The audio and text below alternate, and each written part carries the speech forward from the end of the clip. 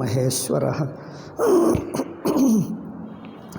ಗುರುರ್ಬ್ರಹ್ಮ ಗುರುರ್ವಿಷ್ಣುಃ ಗುರುರ್ದೇವೋ ಮಹೇಶ್ವರಃ ಗುರುಸ್ಸಾಕ್ಷಾತ್ ಪರಂ ಬ್ರಹ್ಮ ತಸ್ಮೈ ಶ್ರೀ ಗುರವೇ ನಮಃ. ಓಂ. ಇಲ್ಲೊಂದು ಸ್ವಾಮಿಗಳ ಸಣ್ಣ ಪುಸ್ತಕ ಇದೆ. ಇಂಥದ್ದು ಮಿಸ್ಕನ್ಸೆಪ್ಷನ್ಸ್ ಅಬೌಟ್ ಶಂಕರ, ಅಂದರೆ ಶಂಕರರ ಕುರಿತಿನ ತಪ್ಪು ಗ್ರಹಿಕೆಗಳು. ಶಂಕರರ ಕುರಿತು ಅಂದರೆ ಎರಡೂ ಆಗುತ್ತವೆ. ಅವರ ಜೀವನ ಅದೇ ಹೇಳ್ತಾರೆ. ಈಗ ನಾನು ಹೇಳುವುದೇಕೆ, ಅಲ್ಲೇ ಸ್ವಾಮೀಜಿ ಇಂಟ್ರೊಡಕ್ಷನ್ ಪರಿಚಯದಲ್ಲಿ, ಪುಸ್ತಕ ಪರಿಚಯದಲ್ಲಿ ಹೇಳತಕ್ಕದ್ದು ತಾನೇ ಹೇಳಿಬಿಟ್ಟರು. ಅದರ ಜೊತೆಗೆ ನನ್ನ ಅಭಿಪ್ರಾಯವು ಅದರ ಜೊತೆಗೇ ಹೇಳಿಬಿಡ್ತೀನಿ. There are a number of misconceptions. ಇನ್ನು ಪೀಠಿಕನೂ ಇದೆ, ಅದು ಹೇಳಲ್ಲ, ಅದು ತುಂಬ ದೊಡ್ಡದಾಗ್ತದೆ, ಸಾಕು. ಅಯ್ಯೋ, ಅದರಲ್ಲಿ ಇನ್ನೂ ಏನೇನೋ ಹೇಳಿಬಿಟ್ರು, ಅದೆಲ್ಲ ಬೇಡ, ಇದೇ ನೇರಾಗಿ ಹೇಳ್ತೀನಿ, ಸಾಕು. ಅದು ಮತ್ತೆ ಏನಾದರೂ ಅವಕಾಶ ಇದ್ದರೆ, ಅಲ್ಲಿ ಏನಾದರೂ ಹೊಸ ಅಂಶ ಇದ್ದರೆ ನಾನು ಮೊದಲೇ ಓದ್ಕೊಂಡು ಹೇಳ್ತೀನಿ. There are a number of misconceptions that have gained currency both in India and abroad. ಶಂಕರರ ಕುರಿತು ಭಾರತ ದೇಶದಲ್ಲೇ ಅಲ್ಲ, ಪ್ರಪಂಚದಲ್ಲಿ ಎಲ್ಲ ಕಡೆ ಅನೇಕ ತಪ್ಪು ತಿಳುವಳಿಕೆಗಳು, ತಪ್ಪು ಗ್ರಹಿಕೆಗಳು ಪ್ರಸಿದ್ಧವಾಗಿ ಬಿಟ್ಟಿವೆ.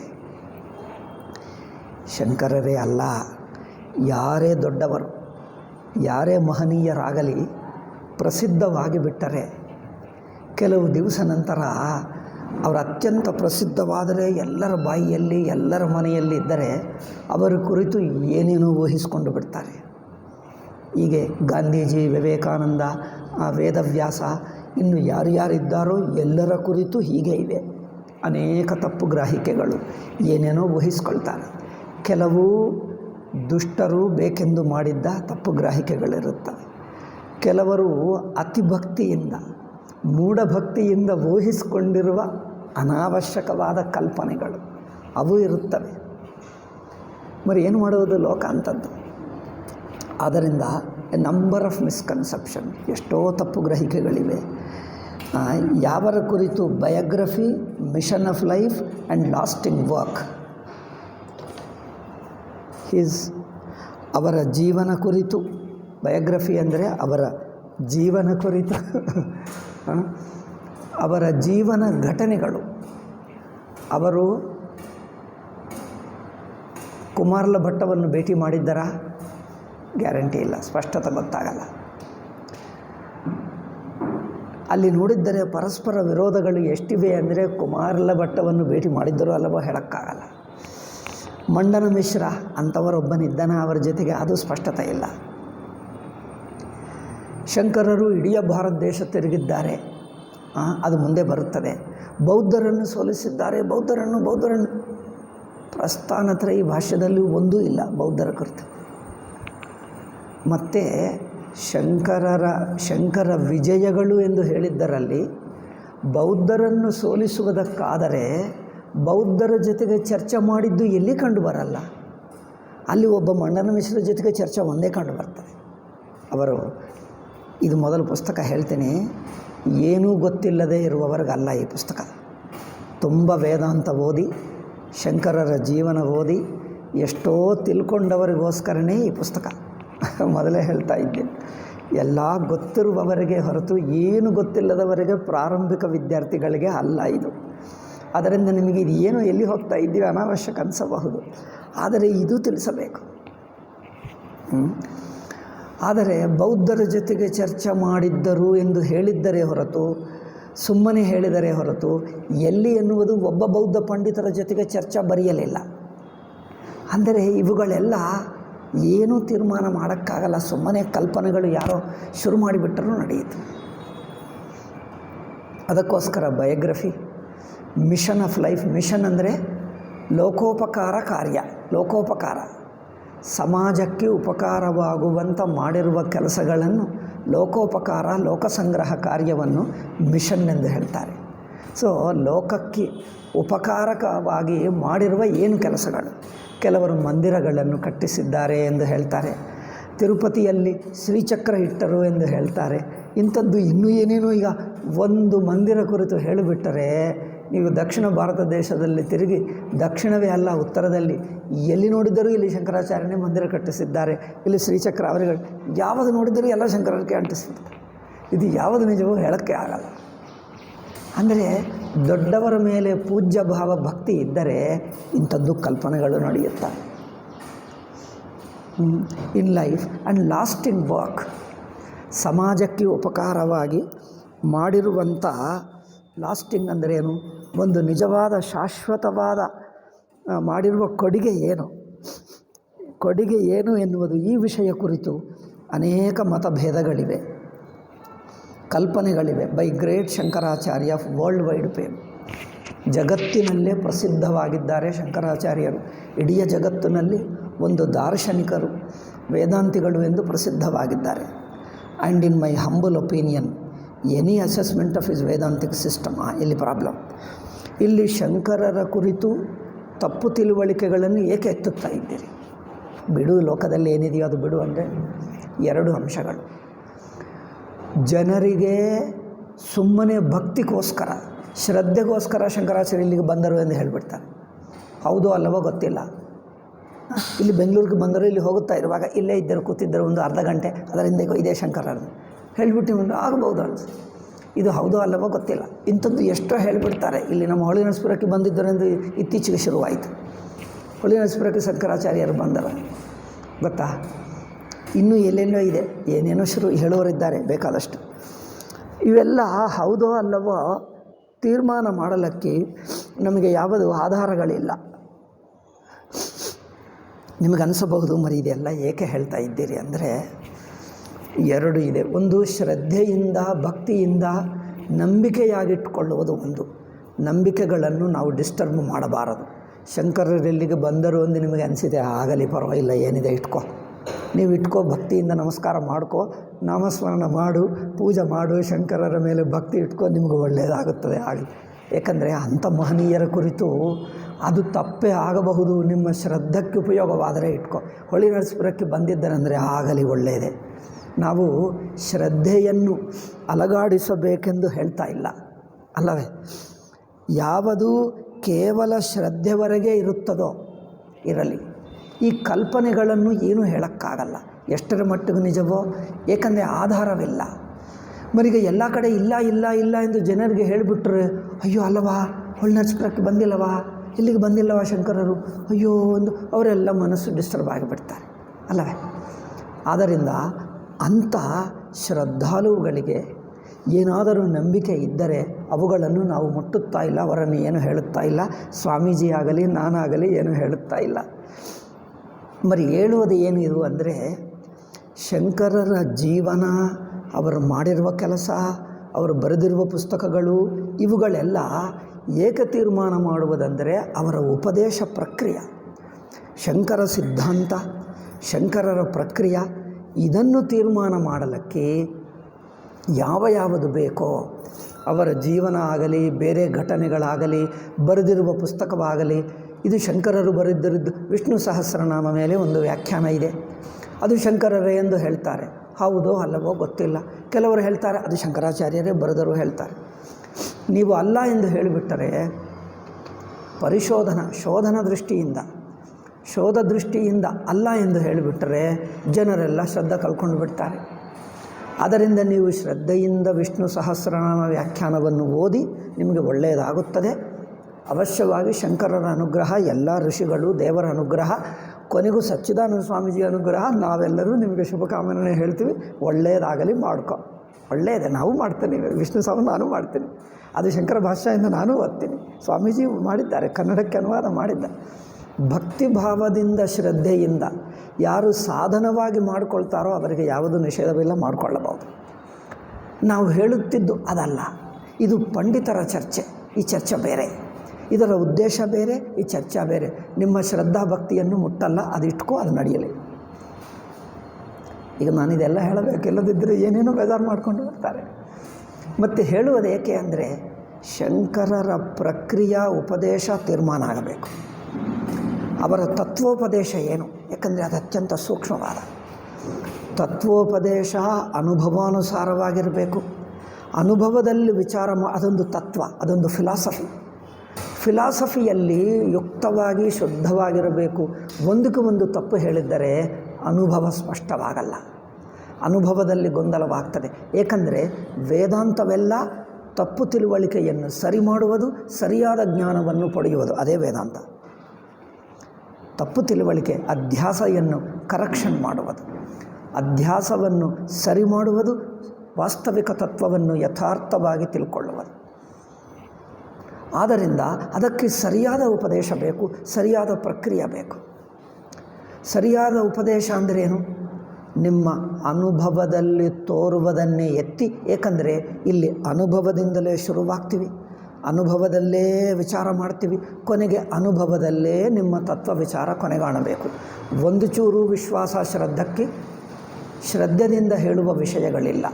ಅಂದರೆ ಸುಮ್ಮನೆ ಕುರುಡು ನಂಬಿಕೆಯಿಂದ ಶರೀರ ಬಿಟ್ಟ ನಂತರ ಸ್ವರ್ಗಾದಿಗಳು ಲೋಕ ಇವೆ ಅಂದರೆ ಅಲ್ಲಿ ಹೋದ ನಂತರ ಗೊತ್ತಾಗ್ತದೆ. ಇಲ್ಲಿಂದ ನಂಬಿಕೊಳ್ಳಲೇಬೇಕು ಎಂದು ಹೀಗೆ ತೋರಿಸು ಅಂದರೆ ತೋರಿಸೋಕ್ಕಾಗಲ್ಲ, ಇಲ್ಲ ಅಷ್ಟೇ, ಯಾರಿಗೂ ತೋರಿಸೋಕ್ಕಾಗಲ್ಲ. ಅದು ಶಾಸ್ತ್ರ ಹೇಳಿದ್ದು ನಂಬಿಕೊಳ್ಳಬೇಕು. ಇದು ತತ್ವ ಹಾಗಲ್ಲ, ಅನುಭವದನ್ನೇ ನೋಡಿ ಅನುಭವದಲ್ಲಿ ನಾನು ಎಂಬ ಬುದ್ಧಿ ಇದೆ, ದೇಹೇಂದ್ರಿಯ ಮನಸ್ಸುಗಳಿವೆ, ಇವುಗಳನ್ನೇ ನಾನೆಂದು ತಿಳ್ಕೊಂಡು ಬಿಟ್ಟ. ಇದು ನಾನಲ್ಲ, ತಾನು ಅರಿವಿನ ರೂಪದಲ್ಲಿ ಇವು ತೋರುತ್ತಾ ಇವೆ ಹೊರತು ಇದು ಅರಿವಿಗೂ ಸೇರಿದ್ದವುಗಳಲ್ಲ. ದೇಹವು ಅರಿವಿನಲ್ಲಿ ತೋರುತ್ತದೆ ಅಂದರೆ ಅರಿವಿನ ಸ್ವರೂಪಕ್ಕೆ ಸೇರಿದ್ದಲ್ಲ, ಹೊರಗಿಂದಂದರೆ ಕಲ್ಪಿತ, ಅಧ್ಯಸ್ಥ. ಇಂದ್ರಿಯಗಳು, ಮನಸ್ಸು, ನಾನೆಂಬ ಬುದ್ಧಿ ಸಾಕ್ಷಿ ಸ್ವರೂಪ ಆತ್ಮಸ್ವರೂಪಕ್ಕೆ ಸೇರಿದ್ದಲ್ಲ, ಆತ್ಮದಲ್ಲೇ ತೋರ್ತದೆ, ಆತ್ಮ ಅಲ್ಲ. ನೋಡಿ, ನಟ ಪಾತ್ರ ತಾನೇ ಧರಿಸ್ತಾನೆ ಅಂದರೆ ತನ್ನಲ್ಲೇ ತೋರ್ತದೆ, ನನ್ನ ಪಾತ್ರ ಇನ್ನೊಬ್ಬರಲ್ಲಿ ತೋರಲ್ಲ. ನೋಡಿ, ನಾನೊಂದು ಒಂದು ಹರಿಶ್ಚಂದ್ರನ ಪಾತ್ರ ಧರಿಸಿದ್ದರೆ ನಾನು ನಟ, ಹರಿಶ್ಚಂದ್ರ ಪಾತ್ರ ಧರಿಸಿದ್ದರೆ ಆ ಪಾತ್ರ ನನ್ನ ಮೇಲೇ ಇರುತ್ತದೆ, ಇನ್ನೊಬ್ಬರ ಮೇಲೆ ಇರಲ್ಲ. ಆದರೆ ನಾನು ಅಲ್ಲ, ನಟನು ಹರಿಶ್ಚಂದ್ರ ಅಲ್ಲ. ಹಾಗೆ ಸಾಕ್ಷಿ ಸ್ವರೂಪ ಪರಮಾತ್ಮ ಅಹಂಬುದ್ಧಿ ಅಲ್ಲ, ಅಹಂಬುದ್ಧಿ ಆತ್ಮದಲ್ಲೇ ತೋರ್ತದೆ, ಇಂದ್ರಿಯಗಳೂ ಆತ್ಮನಲ್ಲೇ, ಮನಸ್ಸು ಆತ್ಮನಲ್ಲೇ, ಎಲ್ಲವೂ ಇಡೀ ಜಗತ್ತು ಆತ್ಮದಲ್ಲೇ ತೋರುಕೊಂಡರೂ ಆತ್ಮಸ್ವರೂಪಕ್ಕೆ ಸೇರಿದ್ದಲ್ಲ. ವ್ಯತ್ಯಾಸ ನೋಡಿ, ಆತ್ಮದಲ್ಲೇ ಇರುತ್ತದೆ, ಆದರೆ ಆತ್ಮಸ್ವರೂಪಕ್ಕೆ ಸೇರಿದ್ದಲ್ಲ, ಅದು ವ್ಯತ್ಯಾಸ. ತುಂಬ ಸೂಕ್ಷ್ಮ ಇದೆ ನೋಡಿ. ಹೀಗೆ ಪ್ರಕ್ರಿಯೆ ಸರಿಯಾದ ಇದ್ದರೆ ಸರಿಯಾದ ಉಪದೇಶ ನಮ್ಮ ತತ್ವ ವಿಚಾರಕ್ಕೆ ಅನುಕೂಲವಾಗುತ್ತದೆ. ತಪ್ಪಾದರೆ ಅದು ಕಷ್ಟವಾಗ್ತದೆ. ತಪ್ಪು ಯಾರೋ ಒಬ್ಬರು ಮಾಡಿದ್ದಲ್ಲ, ಬೇಕೆಂದು ಮಾಡಿದ್ದಲ್ಲ. ನನಗೆ ಗೊತ್ತಿದ್ದು ನಾನು ನಿಮಗೆ ಹೇಳ್ತೀನಿ, ನೀವು ಗೊತ್ತಿದ್ದು ಇನ್ನೊಬ್ಬರಿಗೆ ಹೇಳ್ತೀರಿ. ಹಾಗೆ ಮುಗ್ಧತನದಿಂದ ನಮಗೆ ಗೊತ್ತಿಲ್ಲದೆ ಒಂದೆರಡು ತಪ್ಪುಗಳಾಗಿಬಿಡ್ತವೆ. ಅವರು ಬೆಂಗಳೂರವರು ಎಂದು ಹೇಳಬೇಕಿತ್ತು, ಅಲ್ಲ ಅವರು ಮೆಂಗಳೂರವರು ಎಂದು ಹೇಳಿಬಿಡ್ತಾರೆ. ಅವರು ಎಲ್ಲಿಂದ ಅಂದರೆ ಮೆಂಗಳೂರಿನಿಂದ ಬಂದರು. ನಾನು ಮಾತಾಡುವ ಕನ್ನಡ ನೋಡಿಕೊಂಡು ನಾನು ಮೆಂಗಳೂರವರು ಎಂದು ಹೇಳ್ತಾರೆ. ನನ್ನ ಕನ್ನಡ ನೋಡಿ ಇವರು ಮೆಂಗಳೂರವರು ಎಂದು ಮೊನ್ನೂ ಒಂದೇ ಹೇಳುತ್ತಿದ್ದರು, ತಾವು ಮೆಂಗಳೂರಾ ಎಂದು ಹೇಳ್ತಾರೆ. ಅಂದರೆ ಒಬ್ಬನು ಹೇಳೇ ಬಿಟ್ಟರು ಇನ್ನೊಬ್ಬರಿಗೆ, ಅವ್ರು ಯಾನವರು ಮೆಂಗಳೂರವರು ಎಂದು. ಹೀಗೆ ದೊಡ್ಡವರು, ಸಜ್ಜನರು, ಮಹಾತ್ಮರು ಹೇಳಿರಬಹುದಲ್ಲವೇ. ಇಂಥ ತಪ್ಪುಗಳು, ಸಣ್ಣ ತಪ್ಪುಗಳು, ಇದರಿಂದ ಏನು ದುರುದ್ದೇಶ ಇಲ್ಲ, ಕೆಟ್ಟ ಇಲ್ಲ. ಗೊತ್ತಿಲ್ಲದೆ ಅವರು ಅಲ್ಲಿಯವರು, ಇಲ್ಲಿರುವವರು ಹೇಳುವಕ್ಕಿಂತ ಅವರು ಮೆಂಗಳೂರವರು ಎಂದು ಹೇಳಿಬಿಟ್ರೆ ಏನಾಗುತ್ತದೆ? ಅದು ತಪ್ಪೇ. ಈ ತಪ್ಪುಗಳು ಯಾರೋ ಹೇಳ್ತಾರೆ, ತಪ್ಪಾಗುತ್ತವೆ. ತಪ್ಪು ಮಾಡಿದ್ದವರು ಏನಾದರೂ ಕೆಟ್ಟವರು ಎಂದು ಹೇಳ್ತೀರಾ ಏನು? ಇಂಥ ಸಣ್ಣ ತಪ್ಪುಗಳಿಗೆ ಏನು ಅರ್ಥವಿಲ್ಲ, ಯಾರೂ ಕೆಟ್ಟವರಾಗಲ್ಲ. ಗೊತ್ತಿಲ್ಲದೆ ಹೇಳಿಬಿಡ್ತಾರೆ. ಏನಿದೆ? ಸುಮ್ಮನೆ ಮುಗ್ಧತನದಿಂದ ಮಾಡಿರುವ ಈ ಮುಗ್ಧತನದಿಂದ ಇರುವ ಅಜ್ಞಾನವನ್ನು ಯಾರೂ ಕೆಟ್ಟವರೆಂದು ಹೇಳಲ್ಲ. ಇಂಥದ್ದು ದೊಡ್ಡವರಲ್ಲಿಯೂ ಆಗುತ್ತವೆ, ದೊಡ್ಡವರಲ್ಲಿಯೂ ಇಂಥ ತಪ್ಪುಗಳಾಗ್ತವೆ. ಹಾಗೆ ಕೆಲವರು ಹೇಳುವಾಗ ಉಪದೇಶ ನಮಗೆ ಗೊತ್ತಿದ್ದು ನಾನು ಹೇಳ್ತೀನಿ, ನೀವು ಇದು ಆಗಿರಬಹುದು ಎಂದು ಇನ್ನೊಬ್ಬರಿಗೆ ಹೇಳ್ತಾರೆ. ಹಾಗೆ ಹೇಳ್ತಾ ಕೆಲವರು ಸೇರಿಸಿಕೊಂಡು ಬಿಟ್ಟರು. ಇಂಥದ್ದು ಶಂಕರ ಉಪದೇಶಗಳಲ್ಲಿ ಅನಂತರ ಕಾಲದ ಆಚಾರ್ಯರು ಈ ಭಕ್ತನಿಗೆ ಅರ್ಥವಾಗ್ತಾ ಇಲ್ಲ ಎಂದು ಏನೋ ಹೇಳಿಬಿಡ್ತಾರೆ. ಎಷ್ಟು ಸಲ ಹೇಳಿದ್ದರೂ ಜಗತ್ತೇನಿಲ್ಲಪ್ಪ, ಸುಮ್ಮನೆ ತೋರಿಕೆ ಅಂದರೆ ಹೌದು, ತೋರಿಕೆನೇ. ಇಷ್ಟು ಗಟ್ಟಿಯಾಗಿರುವ ಜಗತ್ತು ಸುಮ್ಮನೆ ತೋರಿಕೆ. ನಾನು ನೋಡ್ತಾ ಇದ್ದೀನಿ, ನಾನು ಕಣ್ಮುಚ್ಕೊಂಡ್ರೆ ಜಗತ್ತೇ ಇಲ್ಲ ಎಂದು ಹೇಗೆ ಹೇಳೋಕ್ಕಾಗ್ತದೆ? ಗೋಡೆ ಇಲ್ಲವಾ, ಇದು ಸುಮ್ಮನೆ ತೋರಿಕೆನಾ? ಅಲ್ಲಿ ನಿಜವಾಗಿಲ್ಲವಾ? ಮುಟ್ಟಿ ನೋಡು, ಮುಟ್ಟಿದ್ದರೆ ನಿಮಗೆ ನಂಬಿಕೆ ಆಗಲ್ಲ ಅಂದರೆ ಸ್ವಲ್ಪ ಹೊಡೆದು ನೋಡು ಕೈಯಿಂದ, ಕೈಗೆ ಪೆಟ್ಟಾಗ್ತದೋ ಅಲ್ಲವೋ ನೋಡೋಣ. మరి ಅಂಥದ್ದು ಸುಮ್ಮನೆ ತೋರಿಕೆ ಆದರೆ ಹೊಡೆದರೆ ಪೆಟ್ಟೇಕೆ ಆಗಬೇಕು? ಆದರೆ ನೀವು ಸುಮ್ಮನೆ ತೋರಿಕೆ ಹೇಳ್ತಾರೆ ಏಕೆ? ಹೀಗೆ ಶಿಷ್ಯ ಮತ್ತೆ ಮತ್ತೆ ಹೇಳ್ತಾನೆ. ಆದ್ದರಿಂದ ಗುರುಗಳು ಏನು ಹೇಳ್ತಾರೆ, ಹೌದಪ್ಪ ಜಗತ್ತು ಇದೆ, ಜಗತ್ತು ನಿಜವಾಗಿದೆ, ಗಟ್ಟಿಯಾಗಿದೆ, ಕಲ್ಲು ಇದೆ, ಮಣ್ಣು ಇದೆ, ಎಲ್ಲ ಇದೆ. ನೀವು ಹೊಡೆದರೆ ನೋವಾಗುವಕ್ಕಿಂತ ಹೊಡೆಯದಿದ್ದರೂ ಇಲ್ಲಿಂದಲೇ ನೋವಾಗ್ತದೆ, ನೋಡಿದರೆ ಸಾಕು ಅಲ್ಲ, ಅಷ್ಟು ಅದು ಆಗುತ್ತದೆ. ಆದ್ದರಿಂದ ಇಂಥದ್ದು ಆಗುತ್ತದೆ ಎಂದು ಹೇಳಿಬಿಡ್ತಾರೆ. మరి ಏಕೆ ಅಂದರೆ ಇದೆಲ್ಲ ಹುಟ್ಟಿತಪ್ಪ ಭಗವಂತನೇ ಸೃಷ್ಟಿ ಮಾಡಿದ. ಈಗ ಅವರಿಗೆ ಅರ್ಥವಾಗ್ತಾ ಇಲ್ಲ ಎಂದು ಏನೋ ಹೇಳಿಬಿಡ್ತಾರೆ. ಹೌದಪ್ಪ ಭಗವಂತನೇ ಮಾಡಿದ. ಭಗವಂತ ಹೇಗೆ ಮಾಡ್ತಾನೆ? ನಿರ್ಗುಣ ಅಂದರೆ ಅವರ ಹತ್ತಿರ ಒಂದು ಮಾಯಾಶಕ್ತಿ ಇದೆ, ಮಾಡಿಬಿಟ್ಟ. ಈಗ ನಂಬಿಕೆ ಆಯಿತು. ಹೇಗಾದರವರಿಗೆ ನಂಬಿಸಬೇಕೆಂದು, ಹೇಗಾದರವರಿಗೆ ಒಪ್ಪಿಸಬೇಕು, ಇದೆಲ್ಲ ಪರಮಾತ್ಮನೇ ಸೃಷ್ಟಿ ಮಾಡಿದ. ಇದು ಇಲ್ಲದ ಹಾವು ಇಲ್ಲ ಅಂದರೆ ಸುಮ್ಮನೆ ನಿನಗೆ ಅನಿಸುತ್ತಾ ಇದೆ, ಅಲ್ಲಿ ಹಾವೇ ಇಲ್ಲಪ್ಪ. ಎಷ್ಟು ಹೇಳಿದ್ದರು, ಇಲ್ಲದಿದ್ದರೆ ನಾನು ಕಣ್ಣಾರ ನೋಡಿದೆ, ನೀವು ಇಲ್ಲ ಏಕೆ ಹೇಳ್ತೀರಿ? ಅವನು ನೋಡಿದ, ನಾನು ಒಬ್ಬನೇ ಅಲ್ಲ, ಅವರನ್ನು ಕೇಳಿ, ಬೇಕಂದರೆ ನಾನು ತೋರಿಸ್ತೀನಿ ಬಾ. ಏನಪ್ಪ ನೀನು ನೋಡಿದ್ಯಾ ಇಲ್ಲವಾ ಹಾವು? ನಿಜವಾಗಿ ಹೇಳು, ಸುಳ್ಳು ಹೇಳಬೇಡ. ಅವ್ರು ಹೆದರಿಸಿ ಮಾತಾಡಿಸ್ತಾರೆ. ಸುಳ್ಳು ಹೇಳಬೇಡ. ನೀವು ಹಾವು ನೋಡಿದ್ಯಾ? ಹೌದು ನೋಡಿದೆ ಅಂತ ಹೇಳಿ. ಯಾವಾಗ ನೋಡಿದ್ದಿ? ನೀವು ಹತ್ತಿರಕ್ಕೆ ಹೋದಾಗ ಹೀಗೆ ಅಲಗಾಡ್ತಾ ಇಲ್ಲವ? ಹೌದೌದು ಅಲಗಾಡ್ತಾ ಇದ್ದೆ. ಅವನು ಹೇಳಿದ್ದೆ ನೋಡಿ, ನಾನೊಬ್ಬನೇ ಅಲ್ಲ, ಅವರು ನೋಡಿದ ಅಲ್ಲ, ನಾನೊಬ್ಬನೇ ಅಲ್ಲ, ಅವನು ನೋಡಿದ. ಅದರಿಂದ ಏನಾಗ್ತಾ ಇದೆ? ಅದು ಸತ್ಯ ಆಯ್ತಲ್ಲ. ಹೀಗೆ ಹಾವು ಇದೆ ಎಂದು ಹೇಳ್ಕೊಂಡವನಿಗೆ ಏನು ಹೇಳಬೇಕಪ್ಪ? ಅದು ಸುಮ್ಮನೆ ಕಲ್ಪಿತ ಅಂದರೆ ನಂಬುತ್ತಾ ಇಲ್ಲ. ಅದರಿಂದ ಹೌದಪ್ಪ, ಅದು ಹಗ್ಗಕ್ಕೆ ಒಂದು ಶಕ್ತಿ ಇದೆ, ಗಾರಡಿ ಶಕ್ತಿ. ಎಲ್ಲಿ ಇಲ್ಲ, ನಮ್ಮ ಊರಿನಲ್ಲಿ ಒಂದು ಹಗ್ಗ ಇದೆ, ಸ್ಪೆಷಲ್ ಹಗ್ಗ, ಎಲ್ಲಿ ಸಿಗಲ್ಲ. ನಮ್ಮ ಊರಿನವರೊಬ್ಬರು ಮಾಡ್ತಾರೆ, ಅದಕ್ಕೆ ಒಂದು ಗಾರಡಿ ಶಕ್ತಿ ಇರ್ತದೆ, ಅದು ಹಾವನ್ನು ತಯಾರು ಮಾಡ್ತಾರೆ. ಇದು ಚೆನ್ನಾಗಿದೆ ಅಂದರೆ ಬರೀ ಏನು ಹೇಳಬೇಕು? ಇಲ್ಲ ಎಂದು ಹೇಳದಿದ್ದರೆ ಏನು ಒಂದು ಅವರ ಮನಸ್ಸಿಗೆ ಇದು ಆ ಹಗ್ಗದಿಂದ ಹುಟ್ಟಿತೇ ಹೊರತು ಹೊರಗಿನಿಂದ ಬಂದಿದ್ದಲ್ಲ. ಇದು ಕಲ್ಪಿತ, ನಿಜವಾಗಿಲ್ಲ ಎಂದೇ ಹೇಳಬೇಕು. ಅದೇ ಕೊನೆಯ ತಾತ್ಪರ್ಯ. ಅದು ನಂಬುತ್ತಾ ಇಲ್ಲ ಎನ್ನುವುದಕ್ಕೆ ಏನೂ ಸ್ವಲ್ಪ ಮಧ್ಯದಲ್ಲಿ ಏನೋ ಸ್ವಲ್ಪ ಹೇಳಿಬಿಡ್ತಾರೆ. ಇಂಥದ್ದು ಆಯಾ ಅತ್ಯಂತ ಮಂದ ಮಧ್ಯಮ ಅಧಿಕಾರಿ ಆಗ್ರಹಶೀಲ ಸಾಧಕನಿಗೋಸ್ಕರ ಯಾವುದೇ ಒಂದು ಕೆಲವು ಸುಮ್ಮನೆ ಅವರಿಗೋಸ್ಕರ ಒಪ್ಕೊಂಡು ಬಿಡ್ತಾರೆ. ಇದನ್ನು ಅನಂತರ ಶಿಷ್ಯ ಏನು ಹೇಳ್ತಾನೆ, ನಮ್ಮ ಗುರುಗಳು ಹೇಳುತ್ತಿದ್ದರು, ಅದಕ್ಕೆ ಒಂದು ಗಾರಡಿ ಶಕ್ತಿ ಇದ್ದಂತೆ ಇದಾಗ್ತದೆ. ಒಂದು ಉದಾಹರಣೆ ಹೇಳಲ್ಲ. ಈ ಸೃಷ್ಟಿ ಏಕೆ ನಡೆಯಿತು, ಭಗವಂತ ಏಕೆ ಸೃಷ್ಟಿ ಮಾಡಿದ ಎಂದು ಚಿನ್ಮಯಾನಂದನ್ನು ಕೇಳಿದ್ದಾರೆ. ನಾನು ಉತ್ತರ ಹೇಳಿದ್ದೀನ? ಇದು ಹೇಳಲಿಲ್ಲವಾ? ಇದರ ಕೇಳಿ, ಹೇಳದಿದ್ದರೆ ಕೇಳಿ, ಹೇಳಿದೆ ಅನಿಸುತ್ತದೆ. ನಾನು ಚಿನ್ಮಯಾನಂದನನ್ನು ಕೇಳಿದ್ದರೆ ಅವರು ಏನು ಉತ್ತರ ಹೇಳ್ತಿದ್ದಾರೋ ಗೊತ್ತಾ? ಐ ಟು ಡೋಂಟ್ ನೋ, ನನಗೂ ಗೊತ್ತಿಲ್ಲ. ಭಗವಂತ ಏಕೆ ಸೃಷ್ಟಿ ಮಾಡಿದನೋ ಗೊತ್ತಿಲ್ಲ. ಆದರೆ ನಾನು ಕನ್ನಡದಲ್ಲೇ ಹೇಳ್ತೀನಿ, ಭಗವಂತನ ಹತ್ತಿರ ಹೇಗೆ ಹೋಗಬೇಕು ಎನ್ನುವುದು ಮಾತ್ರ ನನಗೆ ಗೊತ್ತು ದಾರಿ. ಅದು ಹೇಳ್ಕೊಡ್ತೀನಿ. ನೀವೇ ಹೋಗಿ ಭಗವಂತನನ್ನು ಕೇಳು, ಏಕೆ ಸೃಷ್ಟಿ ಮಾಡಿದ್ದೆ, ಅವ್ರು ನಿನಗೆ ಹೇಳ್ಕೊಡ್ತಾರೆ. ಇದು ನೋಡಿ ಉತ್ತರ ಹೇಗಿದೆ. ಅಷ್ಟೇ ಅಲ್ಲ, ನಿಮಗೆ ಭಗವಂತ ಏನು ಉತ್ತರ ಹೇಳ್ಕೊಡ್ತಾರೋ ಅದು ಬಂದು ನನಗೂ ಹೇಳು ಎಂದು ಹೇಳ್ತಾರೆ. ಎಲ್ಲರೂ ನಗುತ್ತಾರೆ ಅಲ್ಲವೇ? ಇದು ಉತ್ತರನ? ಇದು ವೇದಾಂತ ಉತ್ತರನ?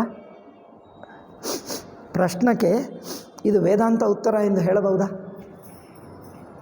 ಅವರು ಇದು ಹೇಳಿದ್ದಾರೆ. ಈಗ ಅನಂತರ ಕಾಲದಲ್ಲಿ ಚಿನ್ಮಯ ಮಿಷನ್ನಲ್ಲಿ ಇದೇ ವೇದಾಂತ ಪ್ರಶ್ನಕ್ಕೆ ವೇದಾಂತ ಉತ್ತರ ಎಂದು ಅವರ ಎಲ್ಲ ಪುಸ್ತಕಗಳಲ್ಲಿದೆ. ಎಲ್ಲರಿಗೂ ಗುರುಗಳವರು ಅದೇ ಹೇಳ್ತಾರೆ. ಇದೇ ಸ್ಟ್ಯಾಂಡರ್ಡ್ ಆಗಿಬಿಟ್ಟಿತು. ಇದು ಏನು ಹೇಳಬೇಕು ಅಂದರೆ, ಜಗತ್ತು ಹೇಗೆ, ಅವರ ತಾತ್ಪರ್ಯವೇನೆಂದರೆ, ಜಗತ್ತು ಹೇಗೆ ಹುಟ್ಟಿತು, ಏಕೆ ಹುಟ್ಟಿತು, ಇದೆಲ್ಲ ಅರ್ಥವಾಗುವ ಪ್ರಶ್ನೆಗಳಲ್ಲ. ಮನುಷ್ಯ ಬುದ್ಧಿಗೆ ಸಿಗಲ್ಲ, ಅರ್ಥವೂ ಆಗಲ್ಲ. ಏಕೆಂದರೆ ಇದೆಲ್ಲ ಒಂದು ವಿರುದ್ಧ, ಇದು ಯುಕ್ತಿ ವಿರುದ್ಧ. ನೀವು ಜಗತ್ತು ಇದೆ ಎಂದು ಇಟ್ಟುಕೊಂಡು ಈ ಪ್ರಶ್ನೆ ಮಾಡ್ತಾ ಇದ್ದೀವಿ. ನೀವು ಇಟ್ಟುಕೊಂಡಿರುವ ಬುದ್ಧಿಯಲ್ಲೇ ತಪ್ಪಿದೆ. ಅದು ಹೇಳಿದ್ದರೆ ಅವ್ರಿಗೆ ಅರ್ಥವಾಗ್ತಾ ಇಲ್ಲ. ಅದರಿಂದ ಏನಾಗಬೇಕು, ಹೇಗಾದರವರು ಬುದ್ಧಿಯನ್ನು ಪರಮಾತ್ಮ ಕಡೆಗೆ ತಿರುಗಿಸಬೇಕು. ಸಾಧನ ಮಾಡ್ಕೋ, ಪರಮಾತ್ಮ ಪ್ರಾಪ್ತಿ ಪಡ್ಕೋ, ಅಲ್ಲಿ ನೀವು ತಿಳ್ಕೊ, ಆವಾಗ ಗೊತ್ತಾಗ್ತದೆ. ಆವಾಗ ಹೋದರೆ ಗೊತ್ತೂ ಆಗಲ್ಲ, ಅವ್ರಿಗೆ ಕೇಳೋದು ಇಲ್ಲ. ಸಣ್ಣ ಮಕ್ಕಳು ಕೆಲವು ಹೇಳಿದ್ದಾರೆ, ಏನು ಹೇಳ್ತಾರೆ, ನೀವು ಅಲ್ಲಿ ಹೋದ ನಂತರ ಅವರು ಹೇಳ್ಕೊಡ್ತಾರೆ ಎಂದು ಹೇಳ್ತಾರೆ. ಅಲ್ಲಿ ಹೇಗೆ ಹೋಗಬೇಕು, ಈಗ ಆಗಲ್ಲ, ಒಂದು 5 ವರ್ಷ 10 ವರ್ಷ ನಂತರ. 10 ವರ್ಷ ಆಗುವ ಹೊತ್ತಿಗೆ ಮಗು ಬೆಳೆದು ಬಿಡ್ತಾನೆ, ಪ್ರಶ್ನೆನೇ ಹೋಗಿಬಿಡ್ತದೆ ಅಲ್ಲವೇ? ಹೀಗೆ ತಪ್ಪಿಸಿಕೊಳ್ಳುವುದಕ್ಕೆ ಏನೋ ಒಂದು ಆನ್ಸರ್ ಹೇಳ್ಕೊಡ್ತಾರೆ. ಏಕೆಂದರೆ ಅವ್ರ ನಂತರ ಬೆಳೆದ ನಂತರ ಅರ್ಥ ಮಾಡ್ಕೊಳ್ತಾನೆ. ಮಳೆ ಹೇಗೆ ಆಗುತ್ತೇನೋ, ಸಣ್ಣ ಮಕ್ಕಳಿರುವಾಗ ಮಳೆ ಹೇಗೆ ಆಗ್ತಿತ್ತು ಕೇಳ್ತಿದ್ದೆ. ನಮ್ಮ ಅಪ್ಪ ಹೇಳುತ್ತಿದ್ದರು, ಅಲ್ಲಿ ಮೇಲೆ ಭಗವಂತ ಇದ್ದಾನೆ, ದೊಡ್ಡ ಬಕೆಟ್ನಿಂದ ಗಂಗಾಳ ಹೇಳ್ತೀವಿ ನಾವು, ದೊಡ್ಡ ಗಂಗಾಳದಿಂದ ನೀರು ಹಾಕ್ತಾನೆ. ಅಂದ್ಕೊಂಡೆ ಏಕೆ ಹಾಕ್ತಾನೆ, ಯಾಕಂದರೆ ಮಕ್ಕಳಿಗೆ ನೀರು ಹಾಕೋದ್ರಲ್ಲಿ ತುಂಬ ಆಟ ಅಂದರೆ ತುಂಬ ಇಷ್ಟ ಅಲ್ಲವೇ. ಆ ಮಗು ತೊಗೊಂಡ್ಬಿಟ್ಟು ಇನ್ನೊಬ್ಬರ ಮೇಲೆ ನೀರು ಹಾಕೋದು ತುಂಬ ಆಟ, ಅದು ತುಂಬ ಇಷ್ಟ ಅವರಿಗೆ. ಓ ಭಗವಂತನು ಹೀಗೆ ಆಟ ಆಡ್ತಾರಾ, ಒಳ್ಳೆಯದೇ, ನೀರಿನಿಂದ ಆಟ ಆಡೋದು ಅಲ್ಲ. ಅವರ ಬುದ್ಧಿಗೆ ಅನುಗುಣವಾಗಿ ಹೇಳುವುದೇ ಹೊರತು ಅದನ್ನು ಏನಾದರೂ ಅರ್ಥವಾಗ್ತದೆ, ಹೇಳಿದ್ದರೂ ಅವ್ರಿಗೆ ಅರ್ಥವಾಗಲ್ಲ, ಅದರಿಂದ ಏನೂ ಹೇಳಿಬಿಡ್ತಾರೆ. ಹಾಗೆ ಕೆಲವು ವಿಷಯಗಳು ಅವರ ಬುದ್ಧಿಗೆ ಅರ್ಥವಾಗದಿದ್ದರೂ ಅವರ ಬುದ್ಧಿಯನ್ನು ಸರಿಯಾದ ದಾರಿಗೆ ತೆರಳಿಸುವುದಕ್ಕೆ ಒಂದು ಉತ್ತರ ಅಷ್ಟೆ. ನಿಮ್ಮ ಭಗವಂತನ ಪ್ರಾಪ್ತಿಗೆ ಪ್ರಯತ್ನ ಮಾಡು, ಭಗವಂತನ ತತ್ವ ತಿಳಿಯುವುದಕ್ಕೆ ಪ್ರಯತ್ನ ಮಾಡು. ಅವರು ಜಗತ್ತು ಸೃಷ್ಟಿ ಮಾಡಿದ್ದಾನೆ ಎಂದು ಮೊದಲೇ ಇಟ್ಟುಕೊಂಡು ಏಕೆ ಮಾಡಿದ ಅಂದರೆ, ಮಾಡಲಿಲ್ಲಪ್ಪ ಅಂದರೆ ಏಕೆ ಮಾಡಿದ, ಅದು ನಿಜ, ಏಕೆ ಮಾಡಿದ, ಹೇಗೆ ಮಾಡಿದ ಅಂದರೆ, ಮಾಡಲಿಲ್ಲಪ್ಪ ಅಂದರೆ ಹೇಗೆ ಮಾಡಿದ, ಜಗತ್ತಿದೆ ಅಲ್ಲವೇ, ಯಾರೋ ಮಾಡಲೇಬೇಕು, ಏನು ಮಾಡಿದ್ದಾರೆ, ಹೇಗೆ ಮಾಡಿದ್ದಾರೆ. ಈ ಪ್ರಶ್ನೆನೇ ತಪ್ಪಿರುವಾಗ ಉತ್ತರ ಹೊಂದಲ್ಲ. ಆದ್ದರಿಂದ ಗುರುಗಳು ಅನಂತರ ಕಾಲದಲ್ಲಿ ಶಂಕರಾಚಾರ್ಯ ನಂತರನು ಏನೇನೋ ಉತ್ತರಗಳು ಆಯಾ ಸಂದರ್ಭದಲ್ಲಿ ಹೇಳಿಕೊಟ್ಟರು. ಅದನ್ನು ಅನಂತರ ಕಾಲ ಶಿಷ್ಯರು ಅವುಗಳೇ ನಮ್ಮ ಗುರುಗಳು ಹೇಳಿಕೊಟ್ಟರು ಎಂದು ಉತ್ತರವನ್ನು ಎಷ್ಟೋ ಭಕ್ತಿಯಿಂದ ಬರೆದಿಟ್ಕೊಂಡು ಇನ್ನೊಬ್ಬ ಶಿಷ್ಯರಿಗೆ ಹೇಳ್ತಾ ಸಂಪ್ರದಾಯದಲ್ಲಿ ಇಂಥ ಕಲ್ಪಿತ ವಿಷಯಗಳು ಕೆಲವು ಬಂದುಬಿಟ್ಟಿವೆ. ತಪ್ಪೇಕೆ ಬಂದಿವೆ ಅಂದರೆ, ತಪ್ಪು ಗ್ರಾಹಿಕೆಗಳು ಏಕೆ ಆಗಿವೆ ಅಂದರೆ ಈಗ ಈ ತರಹ ಆಗುತ್ತದೆ. ಸಚ್ಚಿದಾನಂದ ಸ್ವಾಮೀಜಿ ಇಷ್ಟು ಉದ್ಧರಿಸಿ ಶಂಕರರ ಶುದ್ಧ ವೇದಾಂತ ಶುದ್ಧ ಪ್ರಕ್ರಿಯೆಯನ್ನು ಉದ್ಧರಿಸಿದ್ದಾರೆ. ಎಷ್ಟು ಶತಮಾನಗಳಿರುತ್ತವೆ ಗೊತ್ತಿಲ್ಲ, ಮುಂದಿನ ತಲೆಮಾರಿಗೆ ಏನಾಗ್ತದೋ, ಯಾರಿಗೆ ಎಷ್ಟು ಅರ್ಥವಾಗ್ತದೋ ಗೊತ್ತಿಲ್ಲ.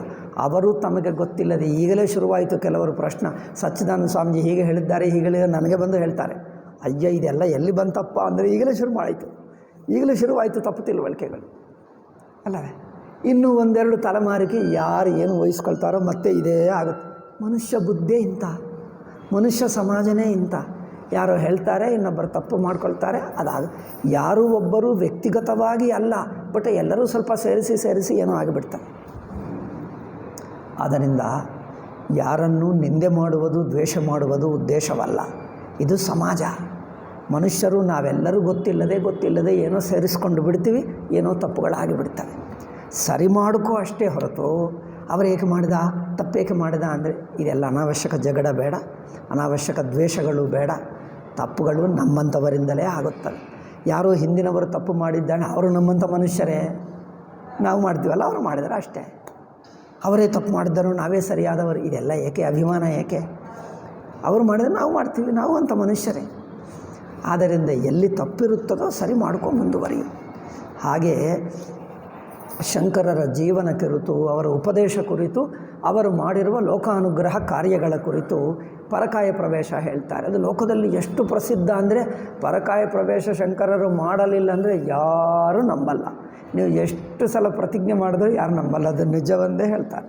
ಏಕೆಂದರೆ ಅದು ಅಷ್ಟು ಪ್ರಸಿದ್ಧವಾಗಿಬಿಟ್ಟಿದೆ. ಸ್ವಾಮೀಜಿ ಹೇಳ್ತಾರೆ, ಅದು ಹೌದೋ ಅಲ್ಲವೋ, ಅದರಿಂದ ಶಂಕರ ಸಿದ್ಧಾಂತಕ್ಕೇನು ಉಪಯೋಗ, ತತ್ವಚಿಂತನಕ್ಕೇನು ಉಪಯೋಗ, ಅದು ವ್ಯಕ್ತಿಗತ ಜೀವನ ಆದರೆ ಆಗಬಹುದು, ಇಲ್ಲದಿದ್ದರೆ ಬಿಡಿ, ಅದೆಲ್ಲ ಪಕ್ಕ ಕಡೆ.